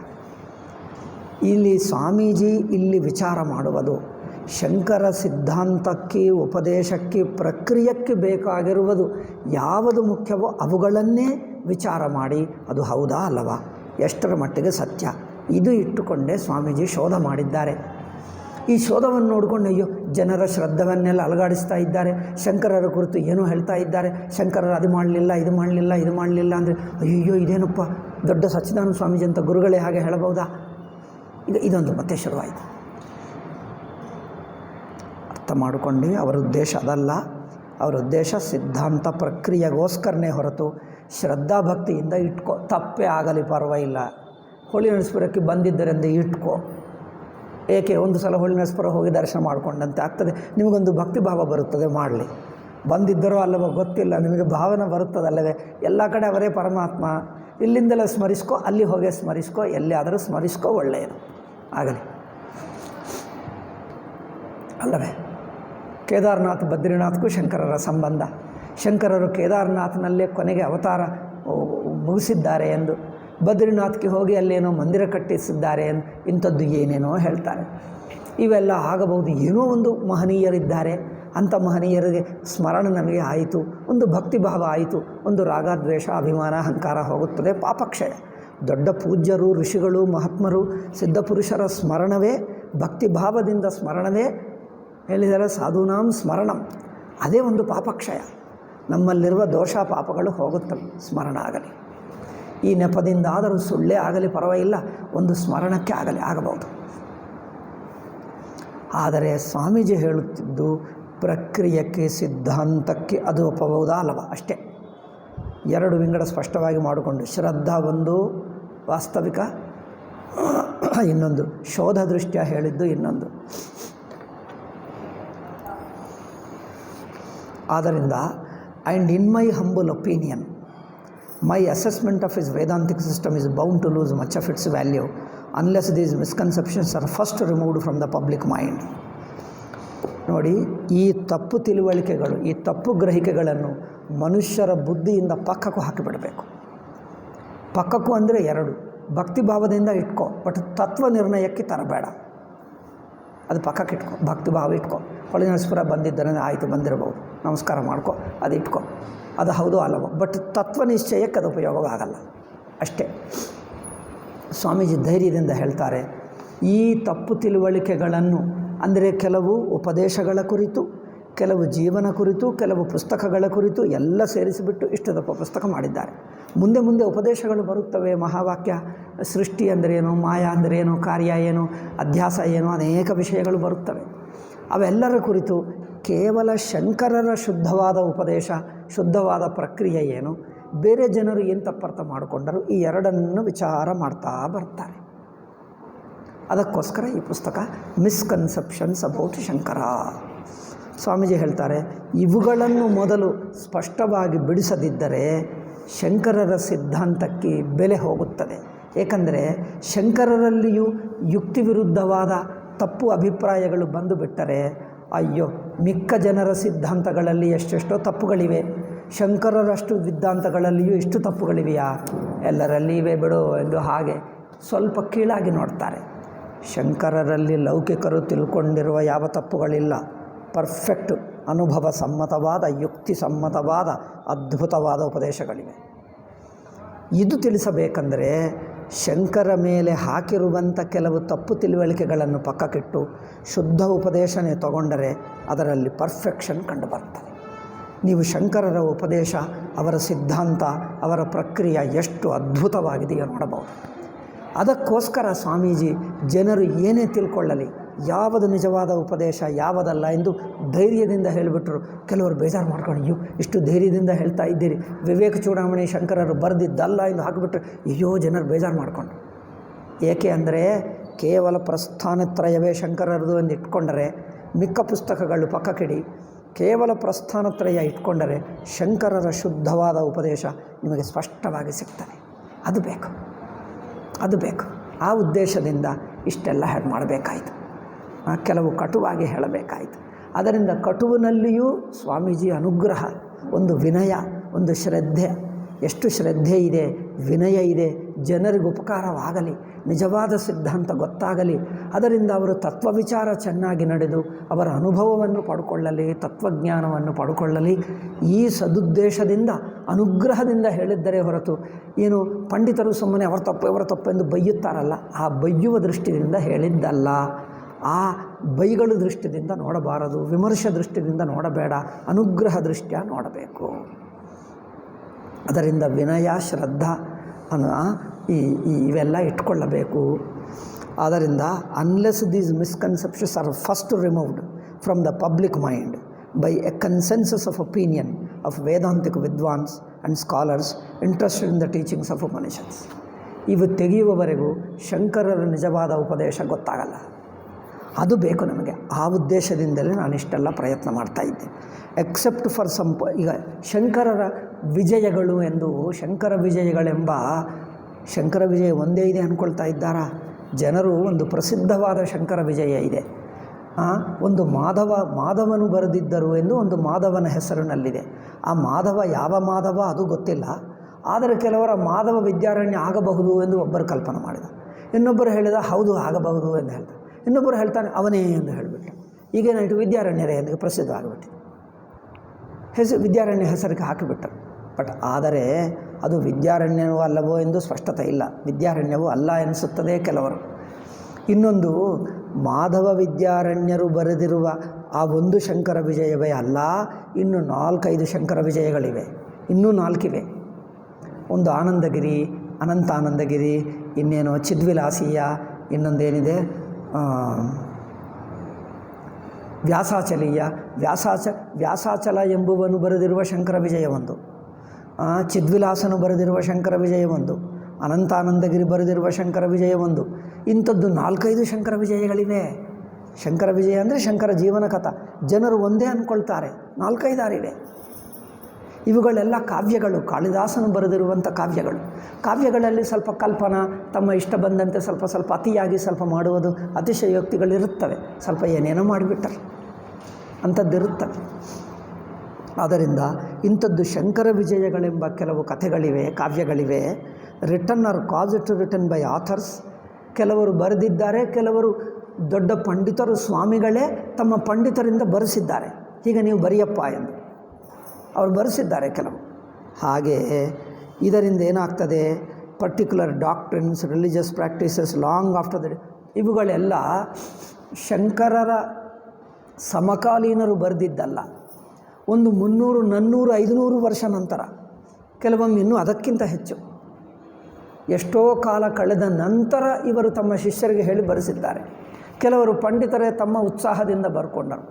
ಏನಪ್ಪ ಅಂದರೆ ಜನರು ಏನು ಅಂದ್ಕೊಂಡು ದೊಡ್ಡ ಶಂಕರಾಚಾರ್ಯರಲ್ಲವೇ ಇಂಥ ದೊಡ್ಡ ಕೆಲಸ ಮಾಡಿರಬಹುದು ಎಂದು ಇನ್ನೊಂದು ಮಾಡ್ತಾರೆ, ಇಂಥದ್ದು ಮಾಡಿರಬಹುದು ಎಂದು ಕಲ್ಪನೆ ಹಾಕಿಬಿಡ್ತಾರೆ. ಅವರು ಅಷ್ಟು ದೊಡ್ಡ ಪಂಡಿತರು ಬರೆದರಿಂದ ಇನ್ನೊಬ್ಬರು ಮಾಡ್ತಾರೆ. ಇಂಥದ್ದು ಕೆಲವು ಇವೆ. ಆದ್ದರಿಂದ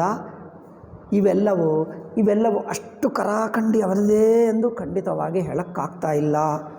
historical accounts of his life are the reforms he affected in society, even the place and date of his ಬರ್ತ್. ಅಷ್ಟೇ ಅಲ್ಲ, ಅವರು ಎಲ್ಲಿ ಹುಟ್ಟಿದ್ದಾರೆ, ಯಾವ ಜನ್ಮದಿನ ಎನ್ನುವುದು ಸ್ಪಷ್ಟವಾಗಿಲ್ಲ. ವೈಶಾಖ ಶುದ್ಧ ಪಂಚಮಿಗೋ ಶಂಕರ ಜಯಂತಿ ಹೇಳ್ತೀವಲ್ಲ, ವೈಶಾಖ ಶುದ್ಧ ಪಂಚಮಿ ಎನ್ನುವುದಕ್ಕೆ ಏನು ಆಧಾರ ಅಂದರೆ ಅದು ಸ್ಪಷ್ಟವಾಗಿ ಗೊತ್ತಿಲ್ಲ. ವೈಶಾಖ ಶುದ್ಧ ಪಂಚಮಿ ಎಂದು ಎಲ್ಲಿ ಗೊತ್ತು? ಯಾರೋ ಕೆಲವರು ಹೇಳಿದ್ದಾರೆ, ಆ ಪುಸ್ತಕಗಳಲ್ಲಿ ಇನ್ನು 400 ವರ್ಷ ನಂತರ. ಆದ್ದರಿಂದ ಇದು ಶಂಕರರದೇ ಎಂದು ಹೇಳೋಕ್ಕೆ ಆಗಲ್ಲ, ಹಾಗೆ ಆಗಿಬಿಟ್ಟಿದೆ. ಯಾವುದೇ ಒಂದು ದಿವಸ ಇಡೀ ವರ್ಷದಲ್ಲಿ ಶಂಕರರನ್ನು ಸ್ಮರಣಕ್ಕೆ ಒಂದು ದಿವಸ ಆಯ್ತಲ್ಲ, ಇಟ್ಕೋ ಪರವಾಗಿಲ್ಲ, ಬಟ್ ಹಾಗೆ ಮಾಡಿದ್ದೇವೆ ಹೊರತು ನಿಜವಾಗಿ ವೇದವ್ಯಾಸರು ನೆನಪಿಟ್ಕೊಳ್ಳುವುದಕ್ಕೆ ಆಷಾಢ ಗುರುಪೂರ್ಣಿಮಾ ಹೇಳ್ತೀವಿ ನೋಡಿ, ಆಷಾಢ ಪೂರ್ಣಿಮಾ ಗುರುಪೂರ್ಣಿಮಾ ದಿವಸ ಶಂಕರರನ್ನು ತಮ್ಮ ಶಿಷ್ಯರು ಪೂಜೆ ಮಾಡ್ತಾರೆ. ಶಿಷ್ಯರು ಹೇಳಿದ್ದಾರೆ, ಗುರುಗಳೇ ನೀವು ನಿಮ್ಮನ್ನು ಸ್ಮರಿಸಿಕೊಳ್ಳುವುದು ಯಾವಾಗ ಅಂದರೆ, ನಾನು ಚಾತುರ್ಮಾಸ್ಯದಲ್ಲಿ ಒಂದು ಕಡೆ ಇರ್ತೀನಿ, ಮಳೆಗಾಲದಲ್ಲಿ ತಿರುಗಕ್ಕಾಗಲ್ಲ. ಆ ದಿವಸ ನೀವು ಗುರುಪೂರ್ಣಿಮಾ, ವ್ಯಾಸಪೂರ್ಣಿಮಾ ದಿವಸ, ಅದೇ ವ್ಯಾಸಪೂರ್ಣಿಮಾ, ಗುರುಪೂರ್ಣಿಮಾ, ಆಷಾಢ ಪೂರ್ಣಿಮಾ, ಆವಾಗ ನೀವು ಮಾಡ್ಕೋ, ನಾನು ನಿಮ್ಗೆ ದರ್ಶನ ಕೊಡ್ತೀನಿ ಎಂದು ಹೇಳಿಬಿಟ್ಟು ಆಯ್ತೇನು. ಈಗ ಅನಂತರ ಕಾಲದಲ್ಲಿ ಯಾರೋ ಕಲ್ಪನೆ ಮಾಡಿ ಅದು ವೇದವ್ಯಾಸರ ಜನ್ಮದಿನ ಎಂದು ಬರ್ತ್ಡೇ ಎಂದು ಶುರು ಮಾಡಿ, ಅದು ಎಲ್ಲಿದೆಪ್ಪ? ಯಾವ ಪುರಾಣದಲ್ಲಿಲ್ಲ, ಬಿಟ್ಟು ಶುರು ಮಾಡಿಬಿಟ್ಟು ಇತ್ತೀಚೆಗೆ ಜನರು ಎಷ್ಟು ಪ್ರಚಾರ ಮಾಡಿದ್ದಾರೆ ಅಂದರೆ, ಅಯ್ಯೋ ಏನದು ಆ ಆಷಾಢ ಪೂರ್ಣಿಮೆನೇ ವೇದವ್ಯಾಸನ ಜನ್ಮದಿನ ಎಂದು ಹಾಕಿಬಿಟ್ರು. ಈಗ ಯಾರು ಹೇಳಿದರೂ ನಂಬಲ್ಲ, ಈಗ ನಾನು ಹೇಳಿದರೂ ನಂಬಲ್ಲ, ಈಗ ಆಗಿಬಿಟ್ಟಿದೆ. ಓಕೆ, ಏನೋ ನಂಬಿಕೆ. ಎಲ್ಲಿ ಹುಟ್ಟಿದ್ದರೂ 360 ದಿವಸದಲ್ಲೇ ಹುಟ್ಟುತ್ತಾರೆ ಅಲ್ಲ, ಎಲ್ಲಿ ಹೋಗಬೇಕು, ಇಲ್ಲೆಲ್ಲೇ ಇರುತ್ತಾರೆ. ಆಯಿತು, ಯಾವುದೇ ಒಂದು ಇಷ್ಟು ಮಾತ್ರ. ವ್ಯಾಸ ಪೌರ್ಣಿಮಾ ವ್ಯಾಸರನ್ನು ಸ್ಮರಿಸಿಕೊಂಡು ಪೂಜಿಸುವುದಕ್ಕೆ ಅವರೇ ಅನುಮತಿ ಕೊಟ್ಟು ಆಶೀರ್ವದಿಸಿದ್ದಾರೆ ತನ್ನ ಶಿಷ್ಯರಿಗೆ. ಅದರಿಂದ ವ್ಯಾಸ ಪೂರ್ಣಿಮೆಯನ್ನು ಮಾಡಬಹುದು. ಈಗ ಸನ್ಯಾಸಿಗಳು ಏಕೆ ಮಾಡ್ತಾರೆ ಅಂದರೆ ಚಾತುರ್ಮಾಸ್ಯ. ಆ ಕಾಲದಲ್ಲಿ ಗೃಹಸ್ಥರು ಅಷ್ಟೇ, ಏಕೆಂದರೆ ಮಳೆಗಾಲ ಶುರುವಾದರೆ ಓಡಾಡೋದು ಕಷ್ಟ ಆಗ್ತಿತ್ತು. ಎಲ್ಲಿ ಹೋಗದೆ ಒಂದು ಕಡೆ ಇರುತ್ತಿದ್ದರು, ಹೊಲ ಗದ್ದಲ ಕೆಲಸ, ಒಂದು ಕಡೆ ನಿಲ್ಲುವುದು. ಮಳೆಗಾಲ ವ್ಯಾಸ ಪೂರ್ಣಿಮೆನೇ ಅಲ್ಲೇ ಇದ್ದು ಬಿಡುವುದು. ಈಗ ಅಲ್ಲೇ ಪೂಜಾ ಗೀಜೆ ಎಲ್ಲ ಮಾಡ್ಕೊ, ಅನುಷ್ಠಾನ ಮಾಡ್ಕೊ, ಪಾರಾಯಣ ಮಾಡ್ಕೊ, ಇನ್ನೇನಾದರೂ ಮಾಡ್ಕೊಳ್ಳಬೇಕಾದ್ರೆ ಸಾಧನಗಳು ಅಲ್ಲೇ ಮಾಡುವುದು. ಅದು ಇದು ಎಲ್ಲ ಸೇರ್ಕೊಂಡು ಬಿಟ್ಟಿತ್ತು. ಮಳೆಗಾಲ, ಇವರ ರುಚಿ, ಅನುಕೂಲತೆ ಎಲ್ಲ ಸೇರ್ಕೊಂಡು ಬಿಟ್ಟು ಒಂದು ಹಬ್ಬ ಶುರುವಾಯಿತು. ಒಳ್ಳೆಯದೇ. ಹಾಗೆ ಇದೆಲ್ಲ ನೀವು ಚಾರಿತ್ರಿಕ ದೃಷ್ಟ್ಯ, ಆಧುನಿಕರ ಶೋಧ ದೃಷ್ಟ್ಯ ಇದು ಯಾವ ದಿವಸ ಶಂಕರ ಜನ್ಮದಿನ ಅಂದರೆ ಖಂಡಿತವಾಗಿ ಯಾರೂ ಹೇಳೋಕ್ಕಾಗಲ್ಲ, ಅಂಥ ಸ್ಥಿತಿ ಇದೆ. ಆದ್ದರಿಂದ ಶ್ರದ್ಧೆಯಿಂದ ಇಟ್ಕೊಳ್ಳುವುದು ಒಂದು, ಶೋಧ ದೃಷ್ಟಿಯಿಂದ ವಾಸ್ತವಿಕತೆ ಆಧಾರದಿಂದ ಏನು ಅಂದರೆ ಹೇಳೋಕ್ಕಾಗಲ್ಲ. ಅದು ಹೇಳ್ತಾ ಇದೆ. ಹಿಸ್ ಪೇರೆಂಟೇಜ್, ಅವರ ಅಮ್ಮ ಅಪ್ಪ ಯಾರು ಅದು ಸ್ಪಷ್ಟ. ಅಮ್ಮ ಅಪ್ಪ ಕುರಿತು ಡೀಟೇಲೇ ಗೊತ್ತಿಲ್ಲ. ಇವನು ವೇದ ಪಂಡಿತ ಬ್ರಾಹ್ಮಣ ಕುಟುಂಬ ಆಗುವುದರಿಂದ ಅಪ್ಪನೂ ಬ್ರಾಹ್ಮಣ ಎಂದು ಅಪ್ಪನೂ ಪಂಡಿತ ಎಂದು ಹೇಳಿಬಿಟ್ಟ. ವೇದ ಪಂಡಿತ, ಯಾಕಂದರೆ ಇಷ್ಟು ದೊಡ್ಡ ಶಂಕರಾಚಾರ್ಯರು ಸಾಂಪ್ರದಾಯಿಕರಾಗುವುದರಿಂದ ಅಪ್ಪಕ್ಕೆ ವೇದ ಗೊತ್ತಿಲ್ಲವಾ? ಗೊತ್ತಿಲ್ಲ. ಅದೇ ಏನು ಮಾಡಿದರು, ಅವನು ಅಪ್ಪ ಗುರುಕುಲಕ್ಕೆ ಹೋದ, ವೇದ ಓದಿಕೊಂಡ, ಮತ್ತು ಅಲ್ಲಿಂದ ಅದೆಲ್ಲ ಇದೆ. ಅದು ಎಲ್ಲಿದೆ ಅಂದರೆ ಅದು ಯಾರಿಗೂ ಗೊತ್ತಿಲ್ಲ, ಯಾಕಂದರೆ ವೇದ ಪಂಡಿತರಲ್ಲ ಆಗಿರಬಹುದು ಎಂದು ಕಲ್ಪಿಸಿ ಆಗಿ ಕೆಲವರು ಅನಿಸುತ್ತದೆ ನಿಜವೇ ಅಲ್ಲವೇ, ಹಾಗೆ ಆಗ್ತದಲ್ಲ, ನಿಜವಾಯಿತು. ಆದ್ದರಿಂದ ಈ ಘಟನೆಗಳು ಯಾವುದು ಇದಮಿತ್ತಮೆಂದು ಹೇಳೋಕ್ಕಾಗಲ್ಲ, ಆಯಿತಾ? ಆದರೆ ಇನ್ನೊಂದು, was a founder of Advaitic system. ಶಂಕರರು ಅದ್ವೈತ ಸಿದ್ಧಾಂತವನ್ನು ಸ್ಥಾಪಿಸಿದ್ದಾರೆ ಹೊಸದಾಗಿ ಎಂದು ಜನರಲ್ಲಿ ಇದೊಂದು ನಂಬಿಕೆ. ಇದು ತಪ್ಪು. ಹೊಸದೇನು ಶಂಕರರು ಸ್ಥಾಪನೆ ಮಾಡಲಿಲ್ಲ. ಅಂದರೆ ಅರ್ಥವೇನು? ತನಗಿಂತ ಮುಂಚೆ ಆಚಾರ್ಯರಿದ್ದರು, ಗುರುಗಳಿದ್ದರು, ಅನೇಕ ವರ್ಷಗಟ್ಟಲ ಸಂಪ್ರದಾಯವಿತ್ತು. ವೇದವ್ಯಾಸ ಇನ್ನೂ ಅವರಿಗಿಂತ ಮುಂಚೆ ಎಷ್ಟೋ ಸಾವಿರ ವರ್ಷಗಳು ಹಿಂದಿನಿಂದಲೇ ಬರುತ್ತಿತ್ತು. ಆದ್ದರಿಂದ ಶಂಕರರೇ ಅದ್ವೈತವನ್ನು ಸ್ಥಾಪಿಸಿದ್ದಾರೆ ಎಂದು ಹೇಳುವುದು ಅದು ತಪ್ಪೇ. ಆದರೆ ಜನರು ಹಾಗೆ ತಿಳ್ಕೊಂಡು ಬಿಡ್ತಾರೆ. ಶಂಕರಾಚಾರ್ಯರು ಯಾರು? ಜನರನ್ನು ಕೇಳು. ನಿಮಗೆ ಶಂಕರಾಚಾರ್ಯರು ಗೊತ್ತಾ? ಜನರನ್ನು ಕೇಳು. ಶಂಕರಾಚಾರ್ಯ ಅಂದರೆ ಏನು, ಅವರ ಕುರಿತು ಅವರ ವಿಶೇಷವೇನು, ಅವರ ಗ್ರೇಟ್ನೆಸ್ ಏನು ಹೇಳು ಅಂದರೆ ಶಂಕರಾಚಾರ್ಯರು ಅದ್ವೈತವನ್ನು ಸ್ಥಾಪಿಸಿದ್ದಾರೆ ಎಂದು ಹೇಳ್ತಾರೆ ಅಲ್ಲವೇ? ಇನ್ನೊಂದು ಕೆಲವರು ಹೇಳ್ತಾರೆ ಇನ್ನೊಂದು ಶೃಂಗೇರಿಯಲ್ಲಿ ಮಠವನ್ನು ಕಟ್ಟಿಸಿದ್ದಾರೆ ಎಂದು. ಇನ್ನೊಬ್ಬರು ಹೇಳಪ್ಪ ಅಂದರೆ ಸೌಂದರ್ಯ ಲಹರಿ ಬರೆದಿದ್ದಾರೆ ಎಂದು. ಇನ್ನೊಬ್ಬರು ಏನು ಮಾಡ್ತಾರೆ ಅಂದರೆ ನಮ್ಮ ಮನೆಯಲ್ಲಿ ಒಂದು ಫೋಟೋ ಇಟ್ಟು ಹೋದರೆ ಶಂಕರಾಚಾರ್ಯರು ಅಲ್ಲವೇ? ನಿಮ್ಮ ಮನೆಗೆ ಬಂದು ಶಂಕರರು ತನ್ನಪ್ಪ ಈ ಫೋಟೋ ಇತ್ತೀಚೆಗೆ ಒಂದು 70 ವರ್ಷದಿಂದ ಆಯಿತು, ಅದಕ್ಕಿಂತ ಹಿಂದೆ ಶಂಕರರ ಫೋಟೋನೇ ಇರಲಿಲ್ಲ. ಈ ಫೋಟೋ ನಿಜವಾದ ಶಂಕರರ ಫೋಟೋನ ಯಾರೋ ಕಲ್ಪಿಸ್ಕೊಂಡರು. ಶಂಕರರಂದರೆ ಹೀಗಿರಬಹುದು, ಇದೆಲ್ಲ ಕಲ್ಪಿಸಿ ಯಾವಾಗ? ಹಿಂದೆ 50-60 ವರ್ಷ ಹಿಂದೆಯೇ, ಅದಕ್ಕಿಂತ ಹಿಂದೆ ಇರಲಿಲ್ಲ. ಅನೇಕ ಮಹಾತ್ಮರದು ಹಾಗೆ ಆಯಿತು. ನಾನು ಜ್ಞಾನೇಶ್ವರ ಮಹಾರಾಜ್ ಆಳಂದಿ ಇದೆ ನೋಡಿ, ಅಲ್ಲಿ ಹೋದಾಗ ಅಲ್ಲಿ ಒಂದು ಫೋಟೋ ಇದೆ, ಪ್ರಸಿದ್ಧ ಫೋಟೋ ಜ್ಞಾನೇಶ್ವರದು. ನಾನು ಅವ್ರನ್ನ ನೋಡಿ ಕೇಳಿದ್ದೀನಿ, ಇದು ಮೂಲ ಫೋಟೋನ, ನಿಜವಾದ ಫೋಟೋನ, ಎಲ್ಲಿಯಾದರೂ ಪೂರ್ವ ಕಾಲದಲ್ಲಿ ಶಿಲಾಲೇಖ ಮೇಲೆ ಏನದು ಕೆತ್ತಿದ್ದಿದೆಯಾ ಇತ್ತಾ ಅಂದರೆ, ಅಲ್ಲ ಸ್ವಾಮೀಜಿ ಇತ್ತೀಚೆಗೆ ಯಾರೋ ಮಾಡಿದ್ದೆ, ಅದು ಪ್ರಸಿದ್ಧವಾಗಿ ಬಿಟ್ಟಿತ್ತು ಇದೆ. ನಮ್ಮ ಭಾವನಕ್ಕೆ ಹೊರತು ನೀವು ವಾಸ್ತವಿಕ ಕೇಳಿದರೆ ಯಾರು ಹೇಳಕ್ಕ. ಹಾಗೆಯೇ ಶಂಕರರು ಅದ್ವೈತ ಸ್ಥಾಪನ ಎಂದೇನಲ್ಲ, ಅವರಿಗಿಂತ ಪೂರ್ವಕಾಲದಲ್ಲೇ ಅದ್ವೈತವಿತ್ತು. ಆಯಿತು. ಸೊ ಡಿಫ್ರೆಂಟ್ ಮಟ್ಸಿಂದ ಇದೆಲ್ಲವೂ ಏನು ಹೇಳೋಕ್ಕಾಗಲ್ಲ. ಅಂದರೆ ಜನರಲ್ಲಿ ಪ್ರಸಿದ್ಧವಾದ ನಂಬಿಕೆಗಳಿವೆ. ಈ ನಂಬಿಕೆಗಳು ಶ್ರದ್ಧಾಭಕ್ತಿಯಿಂದ ಇಟ್ಕೊಳ್ಳಬಹುದು, ಪೂಜೆ ಮಾಡಬಹುದು, ಸಾಧನ ಮಾಡಿಕೊಳ್ಳಬಹುದು. ನಮ್ಮ ಗುರುಗಳು, ಪೀಠಗಳು, ಮಠಗಳು ಎಲ್ಲ ಇರಬಹುದು, ಅದಕ್ಕೇನು ಆಕ್ಷೇಪವಿಲ್ಲ. ಶಂಕರ ಸಿದ್ಧಾಂತವೇನು, ಪ್ರಕ್ರಿಯೆ ಏನು ತೀರ್ಮಾನ ಮಾಡುವುದಕ್ಕೆ ಇವುಗಳೇನು ಉಪಯೋಗವಿಲ್ಲ. ಶಂಕರರು ಪೀಠ ಸ್ಥಾಪಿಸಿದ್ದಾರೆ, ಇತ್ತೀಚೆಗೆ ಗಲಾಟೆ ಮಾಡ್ತಾ ಇದ್ದಾರೆ. ಶಂಕರರು ಪೀಠಗಳನ್ನು ಸ್ಥಾಪಿಸಿದ್ದಾರಾ ಅಂದರೆ ಸ್ಥಾಪಿಸಿರಬಹುದು, ಇಲ್ಲಬಹುದು, ಯಾವುದೋ ಗೊತ್ತಿಲ್ಲ, ಏನೇ ಆಗಲ್ಲ, ಅದು ಬಿಡು. ಆದರೆ ಅದರಿಂದ ಶಂಕರರ ಉಪದೇಶವೇನು, ಪ್ರಕ್ರಿಯೆ ಏನು ಎಂಬುದು ತೀರ್ಮಾನಕ್ಕೆ ಅದಕ್ಕೆ ಸಂಬಂಧವಿಲ್ಲ. ಅದು ಬೇರೆ. ಶ್ರದ್ಧಾಭಕ್ತಿಯಿಂದ ಇಟ್ಕೋ, ಪೂಜೆ ಮಾಡ್ಕೋ, ಆರಾಧನೆ ಮಾಡ್ಕೋ, ಅದು ಬೇರೆ ವಿಷಯ. ಆದರೆ ಪ್ರಕ್ರಿಯೆಗೆ ಉಪಯೋಗವಿಲ್ಲ, ಅದರಿಂದ ಅದು ಪಕ್ಕಕ್ಕಿಡ್ತೀವಿ. In this circumstances it would appear best for us to rest. ಅದರಿಂದ ಈಗ ಮರಿಗೆ ಏನು ಮಾಡಬೇಕು ನಾವು ಈ ಸಂದರ್ಭದಲ್ಲಿ ಅಂದರೆ, ಒಂದೇ ಒಂದು ನಮಗೆ ಯಾವುದು ನಿಶ್ಚಿತವಾಗಿದೆಯೋ, ಕರಾಖಂಡಿ ಆಗಿದೆಯೋ ಅದನ್ನೇ ನಂಬಿಕೊಂಡು ಗಟ್ಟಿಯಾಗಿದ್ದರೆ ನಮಗೆ ಬೇಕಾಗಿದ್ದು ಸಿಗ್ತದೆ. ಏನು? ಪ್ರಸ್ಥಾನತ್ರಯಿ ಭಾಷ್ಯಗಳು ಶಂಕರರದು ಎಂದು ಗಟ್ಟಿಯಾಗಿ ಗೊತ್ತು. ಎಲ್ಲರೂ ಒಪ್ಕೊಂಡರು, ಯಾರಿಗೆ ಭೇದವಿಲ್ಲ, ಅಭಿಪ್ರಾಯ ಭೇದವಿಲ್ಲ, ಮತಭೇದವಿಲ್ಲ, ಎರಡನೇ ಮತವೇ ಇಲ್ಲ, ಎಲ್ಲರೂ ಒಪ್ಕೊಂಡಿದ್ದು ಮಾತಿದು. ಪ್ರಸ್ಥಾನತ್ರಯಿ ಭಾಷ್ಯ ಅಂದರೇನು? 10 ಉಪನಿಷತ್ತುಗಳ ಭಾಷ್ಯ, ಸೂತ್ರ ಭಾಷ್ಯ, ಗೀತಾ ಭಾಷ್ಯ, ಉಪದೇಶ ಸಹಸ್ರಿ ಎಂಬ ಗ್ರಂಥ. ಇಷ್ಟು ಗ್ರಂಥಗಳು ಖಂಡಿತವಾಗಿ ಶಂಕರರದೇ ಎಂದು ಎಲ್ಲರೂ ಒಪ್ಕೊಂಡರು. ಯಾರೂ ಮತಭೇದವಿಲ್ಲ. ಇದು ನಮಗೆ ಆಧಾರ. ಇವುಗಳಿಂದಲೇ ಶಂಕರ ಜೀವನ ಆಗಲಿ, ಅವರ ಉಪದೇಶ ಆಗಲಿ, ಅವರು ಮಾಡಿರುವ ಕೆಲಸ ಆಗಲಿ, ಇವುಗಳನ್ನೇ ಇಟ್ಕೊಂಡರೆ ನಮಗೆ ಸ್ವಲ್ಪ ಏನಾದರೂ ಸಿಗಬಹುದು. ಅಂದರೆ ಖಂಡಿತವಾಗಿ ಖಚಿತವಾಗಿ ಇದೇ ಶಂಕರರದು ಎಂದು ನಿಮಗೆ ಗಟ್ಟಿಯಾಗಿ ನಿಶ್ಚಿತವಾಗಿ ಪಡ್ಕೊಳ್ಳಬೇಕಂದ್ರೆ ಇದೇ ನಮಗೆ ಆಧಾರ. ಮಿಕ್ಕದಲ್ಲಿ ಕೆಲವಾಗಬಹುದು, ಮಿಕ್ಕವು ಎಷ್ಟೋ ಇವೆ ಅಲ್ಲ ಶಂಕರರ ಹೆಸರಿನಲ್ಲಿ ಏನೇನೋ, ಅದರಲ್ಲಿ ಕೆಲವು ನಿಜವೂ ಆಗಬಹುದು, ಕೆಲವು ಅಲ್ಲದೇ ಇರಬಹುದು. ಏನೂ ನಿಶ್ಚಿತ ಹೇಳೋಕ್ಕಾಗಲ್ಲ, ಅದನ್ನು ಸುಮ್ಮನೆ ಪಕ್ಕ ಕಡೆ. ನಾವು ಅಲ್ಲ ಎಂದು ಹೇಳ್ತಾ ಇಲ್ಲ, ಹೌದು ಎಂದು ಹೇಳ್ತಾ ಇಲ್ಲ, ಏನೂ ನಿಶ್ಚಯ ಮಾಡೋಕ್ಕಾಗಲ್ಲ, ಸುಮ್ಮನೆ ಪಕ್ಕ ಕಡೆ. ಸುಮ್ಮನೆ ಭಕ್ತಿಯಿಂದ ಇಟ್ಕೋ, ಬಟ್ ನಿಶ್ಚಯ ಮಾಡೋಕ್ಕಾಗಲ್ಲ. ಬಟ್ ಇದು ಮಾತ್ರ ನಿಶ್ಚಯ, ಪ್ರಸ್ಥಾನತ್ರಯ ಭಾಷ್ಯ ಮಾತ್ರ ಅವರದೇ. ಇದು ಮಾತ್ರ ಈಗ ಶಂಕರರ ನೇರ ರಚನೆ ಆಗುವುದರಿಂದ ಧೈರ್ಯ. ಈಗ ಇದನ್ನು ಇಟ್ಕೊಂಡರೆ ನಮಗೆ ತತ್ವ ಸಿಕ್ಕಿಬಿಡ್ತದೆ. ಅದರಿಂದ 3 ಪ್ರಸ್ಥಾನಗಳಿವೆ. ಒಂದು ಉಪನಿಷತ್ತು ಪ್ರಸ್ಥಾನ, ಇದು ನಿಮಗೆ ಗೊತ್ತೇ, ಅದರಿಂದ ನಾನು ಹೇಳಬೇಕಾಗಿಲ್ಲ, ಮುಂದುವರಿಯುತ್ತೀರಿ ಇದು ಓದಿಬಿಟ್ಟು.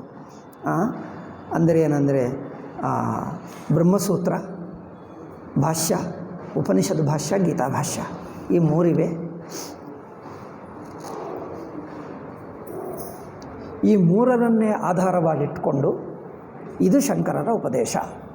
ಇದನ್ನು ಆಧಾರವಾಗಿಟ್ಕೊಂಡು ಶಂಕರರ ಕುರಿತು ಏನೇ ಹೇಳಲಿ, ಏನೇ ಸಂದೇಹ ಬಂದರೆ ಈ 3ರನ್ನೇ ನಾವು ಓದು. ಪ್ರಸ್ಥಾನತ್ರಯಿ ಭಾಷ್ಯ ಓದು, ಉಪದೇಶ ಸಹಸ್ರಿ ಅಷ್ಟೇ. ಉಪದೇಶ ಸಹಸ್ರಿ ಒಂದು ಗ್ರಂಥ, ಗದ್ಯ ಪದ್ಯ. ನಾವಿಲ್ಲಿ ಹೇಳಿದ್ದೀವಲ್ಲ, ಗದ್ಯ ಹೇಳಿದ್ದೀವಿ ಹಿಂದೆ. ಸೊ ಈ ಪುಸ್ತಕಗಳು ಖಂಡಿತವಾಗಿ ಶಂಕರರದೇ ಎಂದು ಇಟ್ಕೊಂಡು ಯಾವ ಸಂದೇಹ ಬಂದರೂ ಇದರಲ್ಲೇ ಹುಡುಕು. ಇದರಲ್ಲೇ ಅದರ ಕುರಿತು ಏನಾದರೂ ಹೇಳಿದ್ದರೆ ಅದೇ ಶಂಕರರ ಅಭಿಪ್ರಾಯ ಎಂದು ಇಟ್ಕೋ, ಈಗ ನಿಮಗೆ ಸಂದೇಹವಿಲ್ಲ. ಮಿಕ್ಕ ವಿಷಯಗಳ ಕುರಿತು ಆಗಬಹುದು, ಆಗದೇ ಇರಬಹುದು, ಖಂಡಿತ ಹೇಳೋಕ್ಕಾಗಲ್ಲ. ಶ್ರದ್ಧೆಯಿಂದ ಇಟ್ಕೋ, ಬಟ್ ಪ್ರಕ್ರಿಯಾ ತೀರ್ಮಾನಕ್ಕೆ ಸಹಾಯಕವಲ್ಲ. ಶಂಕರರ ಉಪದೇಶಕ್ಕೆ ಪ್ರಕ್ರಿಯಾ ತೀರ್ಮಾನಕ್ಕೆ ಸಹಾಯಕವಲ್ಲ. ಭಕ್ತಿಯಿಂದ ಪಾರಾಯಣಾದಿಗಳು ಮಾಡ್ಕೋ. ಆಮೇಲೆ ಶಂಕರ ಸ್ತೋತ್ರಗಳಿವೆ, ಪ್ರಕರಣಗಳಿವೆ, ಓದ್ಕೋ, ಪಾರಾಯಣ ಮಾಡ್ಕೋ, ಅರ್ಥ ತಿಳ್ಕೊ, ಏನಾದರೂ ಮಾಡ್ಕೋ. ಆದರೆ ಖಂಡಿತ ಹೇಳೋಕ್ಕಾಗಲ್ಲ ಅಷ್ಟೇ. ಇವುಗಳು ಮಾತ್ರ ಖಂಡಿತ. ಆಯಿತಾ? ಈಗ 1ನೇ ಅಧ್ಯಾಯಕ್ಕೆ ಹೋಗೋಣ. ಇದು ಉಪೋದ್ಘಾತ ಆಯಿತು. ಈಗ 1ನೇ ಅಧ್ಯಾಯದಲ್ಲಿ ಶಂಕರಾಸ್ ಮಿಷನ್ ಇನ್ ಲೈಫ್, ಶಂಕರರ ಲೋಕೋಪಕಾರ ಏನು.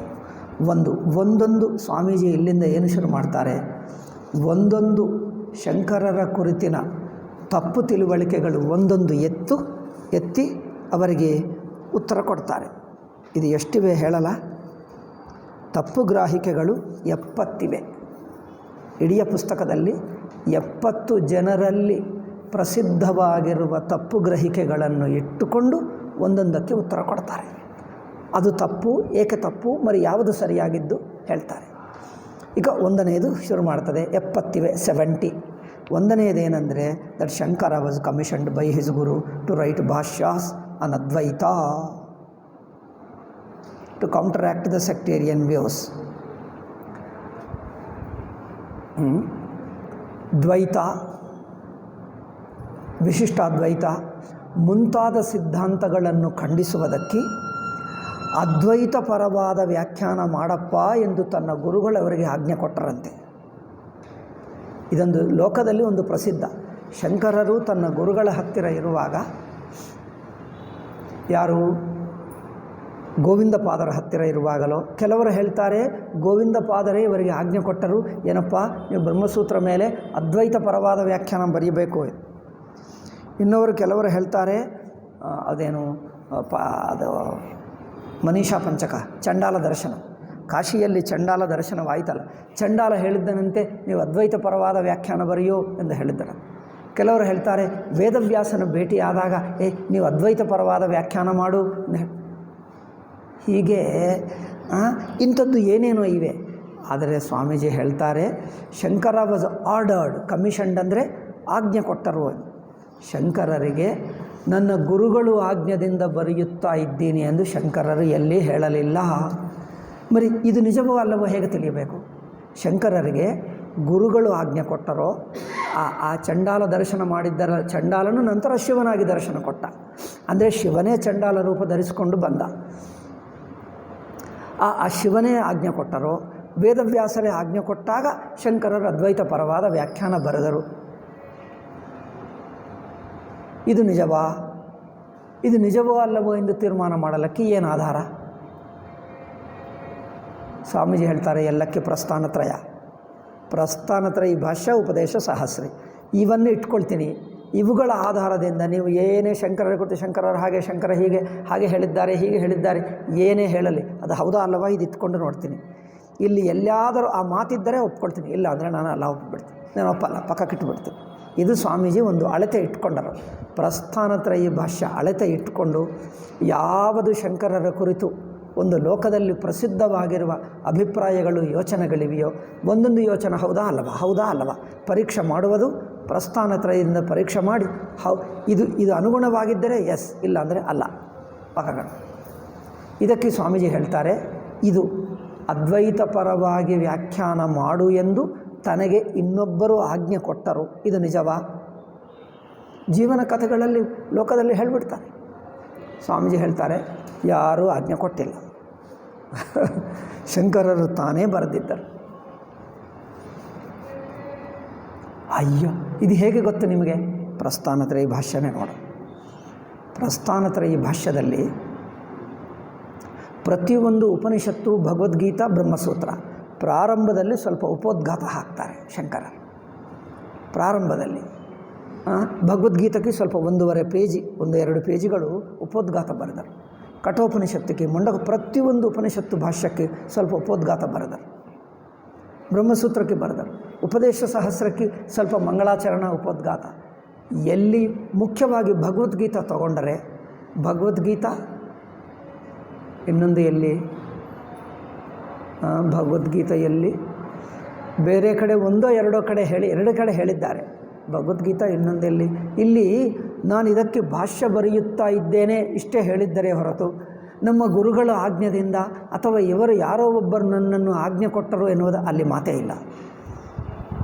ಸುರೇಶ್ವರರು ನೈಷ್ಕರ್ಮ ಸಿದ್ಧಿ ಬರೆಯುವಾಗ ನನಗೆ ಗುರುಗಳ ಆಜ್ಞೆಯಿಂದ ಇದನ್ನು ಬರೆಯುತ್ತಾ ಇದ್ದೇನೆ ಎಂದು ಶ್ಲೋಕ ಹೇಳಿದ್ದಾರೆ. ಶ್ಲೋಕ ಬರೆದರು, ಗುರುಗಳ ಆಜ್ಞೆಯಿಂದ ನಾನೇ ನೈಷ್ಕರ್ಮ ಸಿದ್ಧಿಯನ್ನು ಬರೆಯುತ್ತಾ ಇದ್ದೇನೆ ಹೇಳ್ಕೊಂಡರು. ಶಂಕರರು ಹಾಗೆ ಹೇಳಿದ್ದಾರ? ತೈತ್ತರೀಯಕ್ಕೂ ಹೇಳ್ತಾರೆ ಸುರೇಶ್ವರರು, ಮಯಾಚಾರ್ಯ ಪ್ರಸಾದತಃ, ಗುರುಗಳ ಪ್ರಸಾದದಿಂದ ಅನುಗ್ರಹದಿಂದ ತೈತ್ತರೀಯಕ ಸಾರಸ್ಯ ಮಯಾಚಾರ್ಯ ಪ್ರಸಾದತಃ. ಈ ವಾರ್ತಿಕವನ್ನು ನಾನು ಗುರುಗಳ ಅನುಗ್ರಹದಿಂದ ಇದು ಬರೆಯುತ್ತಾ ಇದ್ದೇನೆ ಅಲ್ಲಿ ಹೇಳ್ಕೊಂಡರು. ಶಂಕರರು ಮಾತ್ರ ನಾನು ಏನೋ ಗುರುಗಳ ಆಜ್ಞೆ ಕೊಟ್ಟರು ಎಂದು ಹೇಳಲಿಲ್ಲ. ಗೀತಾ ಭಾಷ್ಯದಲ್ಲಿ ಇನ್ನೊಂದು ಕಡೆ 2 ಜಾಗದಲ್ಲಿ ಹೇಳ್ತಾರೆ, ಜನರು ತಪ್ಪು ತಿಳುವಳಿಕೆಯಲ್ಲಿದ್ದಾರೆ, ಪಂಡಿತರು ಏನೇನೋ ವ್ಯಾಖ್ಯಾನ ಮಾಡಿಬಿಟ್ಟರು ಭಗವದ್ಗೀತಕ್ಕೆ. ಅದು ಶ್ಲೋಕಗಳು ಒಂದು ಹೇಳ್ತಾ ಇವೆ, ಇವರು ಇನ್ನೊಂದು ಮಾಡಿಬಿಟ್ಟರು. ಉಪನಿಷತ್ತಿಗೆ ವಿರುದ್ಧ, ಶ್ಲೋಕಕ್ಕೆ ಭಗವದ್ಗೀತಾ ಶ್ಲೋಕಗಳಿಗೆ ವಿರುದ್ಧ, ಯುಕ್ತಿಗೆ ವಿರುದ್ಧ, ಅನುಭವಕ್ಕೆ ವಿರುದ್ಧ ಕೆಲವರು ಪಂಡಿತರು ಏನೇನೋ ಮಾಡುತ್ತಿದ್ದು ನೋಡಿ ಈ ತಪ್ಪು ತಿಳುವಳಿಕೆಯಿಂದ ಪಾಪ ಜನರು ತಪ್ಪು ದಾರಿಗೆ ಹೋಗ್ತಾರೆ. ಅವರ ಸಾಧನ ಸರಿಯಾಗಿ ಮಾಡಲ್ಲ, ತತ್ವ ವಿಚಾರ ಸರಿಯಾಗಿ ಮಾಡಲ್ಲ. ಆದ್ದರಿಂದ ಇವರಿಗೆ ಸರಿಯಾದ ಮಾರ್ಗನ ತೋರಿಸಬೇಕು ಎಂದು ನಾನು ಇದನ್ನು ಬರಬೇಕೆಂದು ಬರೆಯುತ್ತಾ ಇದ್ದೇನೆ ಎಂದು ಗೀತಾ ಭಾಷ್ಯದಲ್ಲಿ ಹೇಳಿದ್ದಾರೆ. ಅಲ್ಲಿ ಹೇಳಬೇಕಿತ್ತೆ, ನಮ್ಮ ಗುರುಗಳ ಆಜ್ಞೆ ಕೊಟ್ಟರು ನೀವು ಬರೆಯಲೇಬೇಕು ಎಂದು. ನಾವು ಗುರುಗಳ ಆಜ್ಞೆಗೆ ಒಂದು ಮಾತೇ ಹೇಳಲಿಲ್ಲ. ಗುರುಗಳ ಪ್ರಸ್ತಾವನೆ ಇಲ್ಲ ಎಲ್ಲಿ, ಆದ ಪ್ರಸ್ತಾವನೆ ಇಲ್ಲ. ಒಂದೇ ಕಡೆ ಬರುತ್ತದೆ, ಎಲ್ಲಿ? ಮಾಂಡುಕ್ಯ ಕಾರಿಕೆಯ ಕೊನೆಯಲ್ಲಿ.